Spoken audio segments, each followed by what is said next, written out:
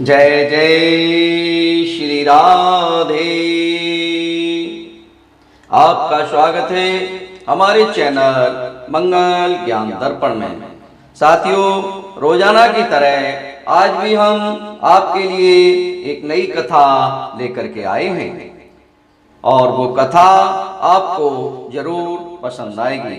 साथियों, अगर ये कथा आपको मेरी पसंद आए तो मेरे इस वीडियो को लाइक अवश्य करें और जो साथी मेरे नए जुड़े हैं वो मेरे इस चैनल को सब्सक्राइब कर लें, कमेंट भी कर दिया करें। एक समय की बात है, एक गांव में एक बूढ़ी माँ रहती थी और उन बूढ़ी माँ के एक बेटा था। वह बूढ़ी माँ काम पर जाती थी और जो पैसे उनको मिलते थे उससे वह अपना व अपने बेटे का पेट पालती थी। साथियों, इसी तरह बूढ़ी माँ का समय आगे बढ़ता रहा, लेकिन उनका बेटा एकदम निकम्मा था और वह कुछ काम धाम करना नहीं चाहता था। और जब वह बूढ़ी माँ और ज्यादा बूढ़ी हो चली तो उन्होंने अपने बेटे को बुलाकर कहा, बेटा तुम अब कुछ काम सीख लो और अब मैं बूढ़ी हो चली हूं, मेरे मरने के बाद तुम्हारा पेट कौन पालेगा। अपनी मां की बात सुनकर ब्राह्मण पुत्र काम की खोज में निकल गया। चलते चलते उसको एक मंदिर मिला और उस मंदिर में जाकर के वह ब्राह्मण का बेटा बैठ गया और वहां उसने भगवान भोलेनाथ से की बैठ करके प्रार्थना की और कहा, हे भोलेनाथ, मैं कुछ काम धाम तो करना जानता नहीं और मेरी माँ कहती है कि तू बेटा कुछ काम कर ले। मैं क्या करूं बाबा, मैं क्या करूं, मेरी तो कुछ समझ में नहीं आता। इस तरह भगवान भोलेनाथ से प्रार्थना करने पर और प्रार्थना करने के बाद वह ब्राह्मण का बेटा उस मंदिर में ही बैठ गया। उस मंदिर से पुजारी जी आए, पुजारी जी ने उन्हें प्रसाद दिया और वो प्रसाद ग्रहण किया उसने और उसका पेट भर गया। पेट भरने के बाद वो वहीं मंदिर के सामने ही लेट गया और वहीं आराम करने लगा। साथियों, जब वो लेटा रहा तो उस मंदिर के पास से ही 3-4 पंडित लोग और आ गए और वो भी उस ब्राह्मण बेटे के पास आकर के लेट गए। साथियों, कुछ समय बाद आराम करने के बाद जब वे उठे तो आपस में वार्तालाप करने लगे और वह ब्राह्मण पुत्र भी उनके पास जाकर के, जो 4 पंडित बैठे हुए थे उनके पास जाकर के बैठ गया और उनसे बातचीत करने लगा। तो उसने उन 4 पंडितों से कहा, पंडित जी, मेरे को कोई ऐसी विद्या सिखा दीजिए जिससे मैं पैसा कमा सकूं। यह सुनकर जो 4 पंडित जी थे उन पंडित जी ने कहा कि हे पुत्र, मैं तुमको ज्योतिष विद्या सिखा सकता हूं। यह सुनकर बूढ़ी मां का जो पुत्र था वह बहुत प्रसन्न हुआ और वह पंडित जी से ज्योतिष विद्या सीखने लगा। धीरे धीरे पंडित जी उसको ज्योतिष विद्या सिखाते रहे और वो बच्चा बूढ़ी माँ का वो विद्या सीखता चला गया और विद्या सीखने में उसने इतना मन लगाया कि बहुत ही जल्दी वह सब कुछ सीखने लगा। थोड़े समय में भी वो काफी कुछ भविष्य के बारे में बता सकता था। जब बूढ़ी माँ के पुत्र ने यह विद्या सीख ली तो वह गांव वालों को बताया करता था कि इस साल फसल होगी या नहीं होगी, और वह इन सब चीजों को काफी कुछ ठीक बताता था। और वो जो भविष्यवाणी करता था, बूढ़ी माँ का पुत्र, वो भविष्यवाणी लगभग सत्य बैठती थी। एक दिन वह बूढ़ी माँ का पुत्र ब्राह्मण राज दरबार में गया। वहां पर उसने राजा को भी भविष्य के बारे में बताया, क्योंकि राजा को यह पता चल चुका था कि हमारे यहाँ एक बूढ़ी माँ का पुत्र एक अच्छा ब्राह्मण बन गया है, और वह जो भविष्यवाणी करता है वो भविष्यवाणी लगभग ठीक बैठती है। तो इसीलिए राजा ने उसको अपने राज दरबार में बुलाया था। तो राजा को जब वो भविष्य के बारे में बता रहा था, तो उसने कहा कि इस साल खूब ही अच्छी फसल होगी। और उस ब्राह्मण ने, यानी मां के पुत्र ने, राजा को कोई अन्य बातें भी बताई। कुछ दिनों बाद जो भी बातें उस ब्राह्मण ने राजा को बताई थी, वह सब सच निकली। राजा बहुत ही खुश हुआ, और राजा ने उस बूढ़ी मां के पुत्र अर्थात उस पंडित जी को अपने यहां राज पुरोहित बना दिया। अब ब्राह्मण कुमार को किसी चीज की तकलीफ नहीं थी, क्योंकि वो तो अब राज पुरोहित बन गए। उसके पास अब मकान हो गया और बहुत कुछ खाने को हो गया। वह राजा का बहुत ही चहेता बन गया, क्योंकि भाई जो कुछ बताता वह सब सच निकलता। राजा अब छोटी छोटी बातों के लिए ही उस ब्राह्मण पुत्र यानी बूढ़ी मां के पुत्र पर ही निर्भर रहने लगे। और कोई भी बात होती थी, उन्हें कि बुलाओ ब्राह्मण को, कोई बड़ी बात है तो बुलाओ ब्राह्मण को। राजा निर्भर सा हो गया। जब ब्राह्मण को खूब पैसा मिल गया तो उसकी नीयत खराब हो गई। साथियों, पैसा को देख करके अच्छे अच्छों की नीयत खराब हो जाती है।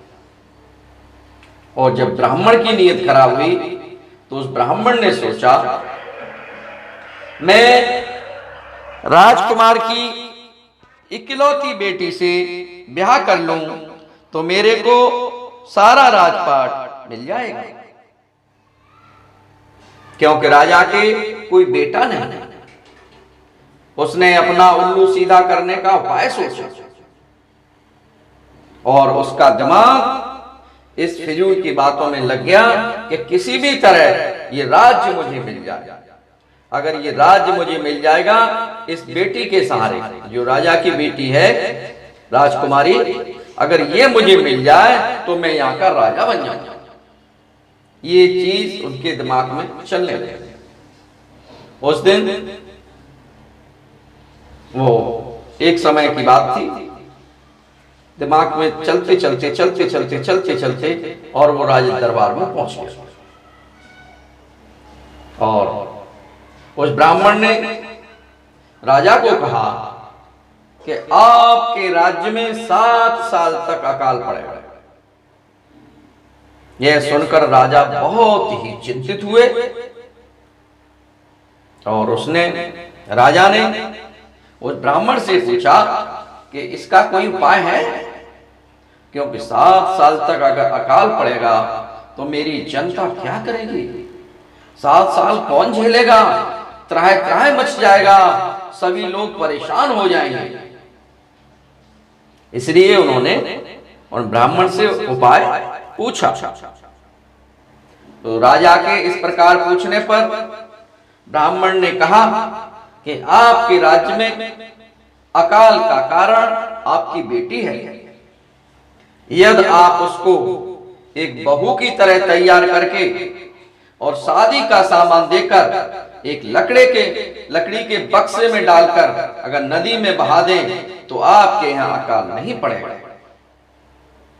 इस बात को सुनकर राजा बहुत ही दुविधा में पड़ गया, काफी चिंतित हुआ क्योंकि वो अपनी बेटी को अपने प्राणों से भी ज्यादा मानते थे, क्योंकि उनके कोई दूसरा पुत्र या पुत्री नहीं थे, इसलिए वो सब कुछ अपनी बेटी पर न्यौछावर करने के लिए भी तैयार था।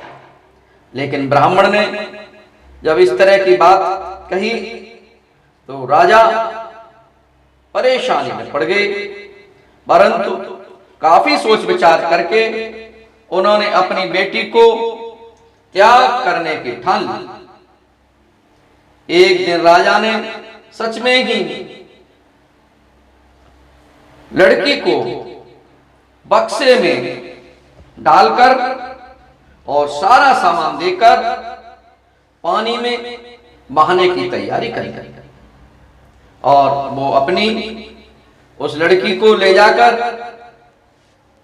उस नदी पर पहुंच गए, और वहां उन्होंने नदी पर जाकर के और नदी को प्रणाम किया और भगवान भोलेनाथ को याद किया कि भगवान, मैं तो अपनी इस बेटी को प्राणों से भी ज्यादा प्यार करता था, लेकिन मैं क्या करूं, ये ब्राह्मण संत या पंडित जी जो भविष्यवाणी कर रहे हैं उसको देखकर मैं परेशान हो गया हूं, और मैं अपनी जनता को इस तरह 7 वर्ष तक अकाल में नहीं देखना चाहता। इसलिए मैं अब अपनी इस बेटी को आपके सहारे इस जल में, इस बक्से में बंद कर करके छोड़ रहा हूं, आप इस बेटी पर कृपा कर। और राजा ने उस बेटी को बक्से में डाला और सारा सामान देकर पानी में बहा दिया। उधर उस ब्राह्मण ने जैसे ही उस बक्से को बहते देखा, और थोड़ी देर बाद उसने राजा से विदा लेकर उस लकड़ी के बक्से के पीछे भागने लगा, क्योंकि वो ये चाहता था कि मैं उस बक्से को खोल लूं और उस लड़की को निकाल लूं और उसके साथ में शादी कर लूं। इसी तरह सोचते सोचते वो भागता ही चला रहा था उस बक्से के पीछे, और वो नदी में बक्सा था कि वो बहता चला जा रहा था, और वो लकड़ी का बक्सा काफी दूर तक नदी में बहता हुआ दिखाई नहीं दिया। इधर कुछ दूर में एक दूसरे देश का राजकुमार शिकार खेलकर नदी के किनारे आराम कर रहा था। आराम करते करते उसकी नजर उस बक्से पर गई जो कि नदी में बहता हुआ दिखाई दे रहा था। उस राजकुमार ने सोचा कि जरूर इसमें कुछ खजाना है। यह सोचकर उसने अपने साथियों को वह बक्सा किनारे लाने के लिए कहा। जब वह लोग उस बक्से को लेकर के राजकुमार के पास आए और राजकुमार ने आदेश दिया कि अब इस बक्से को खोल के देखा जाए। जैसे ही राजकुमार ने उस बक्से को खोलकर देखा तो उसमें एक अत्यंत सुंदर राजकुमारी उसमें बंद थी। उस राजकुमारी को देखकर राजकुमार अत्यंत प्रसन्न हुआ और उसने राजकुमारी से बातें पूछी और उससे पूछा कि तुम इस बक्से में कैसे हो। तो उस राजकुमारी ने राजकुमार को जो बातें थी वो सारी बातें बता दी। इधर ब्राह्मण बक्से के पीछे पीछे भागते भागते भागते भागते भागते भागते थक गया, परंतु लालच के कारण वह भागता ही रहा और कुछ देर बाद उसे बक्सा फिर दिखाई दिया। तो ब्राह्मण उसके पीछे भागा और उसको किनारे ले आया। बक्सा बहुत भारी था। जब किनारे लाकर उसने बक्से को खोला तो उसमें से एक भालू झपटा और भालू ने उस ब्राह्मण को खा लिया, क्योंकि वह भालू राजकुमार ने ही रखा था। क्योंकि राजकुमारी ने जब सारी बातें बता दी तो उस समय उस राजकुमार ने उसमें एक भालू बंद करके और फिर बहा दिया। और अंत में साथियों उस ब्राह्मण को भालू खा गया और राजकुमारी राजकुमार के साथ उसके देश चली गई। और वहां जाकर के उस राजकुमार ने अपने पिता को सारी बातें बताई और राजकुमारी के साथ धूमधाम से उसकी शादी हुई। वहां उन दोनों का विवाह हुआ। उन्होंने भगवान भोलेनाथ को प्रणाम किया। उस राजकुमारी ने भगवान को धन्यवाद दिया, हे प्रभु आपने मुझे बचा लिया, पता नहीं मेरा जीवन आगे का कैसा होता। हे भोलेनाथ आपकी कृपा ऐसी रही कि आपने मुझे यहाँ की महारानी बना दिया। साथियों अगर आप लोगों को मेरी ये कथा पसंद आई हो तो मेरे चैनल को सब्सक्राइब अवश्य करें, मेरे वीडियो को लाइक करें, कमेंट भी कर दिया करें। साथियों जय जय श्री राधे श्याम। धन्यवाद।